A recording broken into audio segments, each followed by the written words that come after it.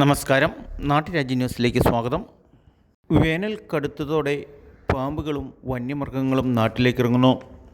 ഇന്നലെ തൊമ്മൻകുത്ത് പുത്തൻപുരിയിൽ തങ്കപ്പൻ്റെ വീടിൻ്റെ ഡൈനിങ് ഹാളിൽ തിങ്കളാഴ്ച 9:15 രാജവെമ്പാലയെ കണ്ടത്.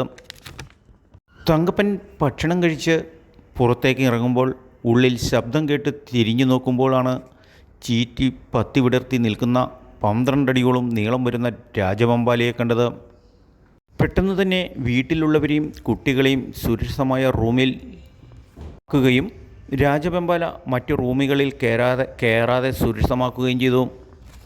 പെട്ടെന്ന് തന്നെ വനപാലകരെ വിവരം അറിയിക്കുകയും വനപാലകർ പാമ്പ് പിടുത്തത്തിൽ പരിശീലനം ലഭിച്ച കാമിയും വനംവകുപ്പ് ഉദ്യോഗസ്ഥരും സ്ഥലത്തെത്തി ഉടനെ തന്നെ പാമ്പിനെ പിടികൂടി ചാക്കിലാക്കി. നാട്ടുകാരും വീട്ടിൽ ഉള്ളവരും വളരെ പരിഭ്രാന്തിയോടെ തന്നെയാണ് രംഗം വീക്ഷിച്ചത്.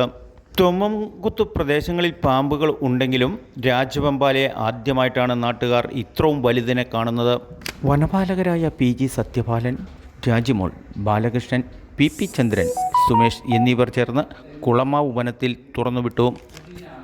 നാട്ടുരാജ്യ ന്യൂസിനു വേണ്ടി ക്യാമറയാൻ റിപ്പോർട്ടിംഗ് തൊമ്മൻകുത്തിൽ നിന്നും KK വിജയൻ.